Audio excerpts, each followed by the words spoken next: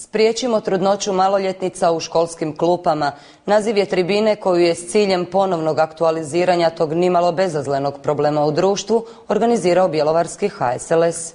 Nedavni medijski natpisi o povećanju maloljetničkih trudnoća u bjelovarskim srednjim školama ponovno su aktualizirali pitanje uvođenja zdravstvenog odgoja, odnosno spolno odgovornog ponašanja u redovit školski program. Dugo se priča, nažalost sve je završilo na prepucavanju, nije donešen nikakav program, nema kontinuirane edukacije, to je poznato, nismo iskoristili iskustva naših susjeda ili nekih europskih zemalja, na primjer Finaca, koji od 50. godina imaju kontinuirane edukacije vezane uz spolno odgovorno ponašanje. Sve je zapravo ostalo na školama. Da je kontinuirana edukacija potreba potvrđuje nedavno istraživanje provedeno među 2500 hrvatskih srednjoškolaca, među kojima je 36% mladića i 28% djevojaka svoje prvo seksualno iskustvo imalo sa 16 godina, s tim da svaki peti od njih nije koristio nikakvu zaštitu.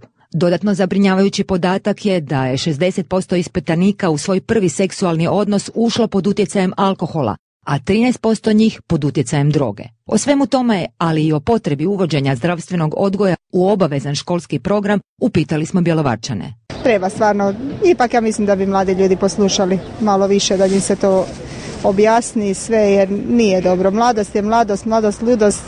Oni ne znaju kaj se upuštaju. Nijedna edukacija neće to spriječiti do kraja, no međutim i smanjiti broj neželjenih maloljetničkih trudnoća je već veliki pomak. Kondom kao najsigurnije sredstvo zaštite trebao bi biti dostupniji mladima, smatra iskusni bjelovarski ginekolog Bruno Zadro, predlažući postavljanje automata za kondome u kafiće i ostala mjesta gdje se okupljaju mladi.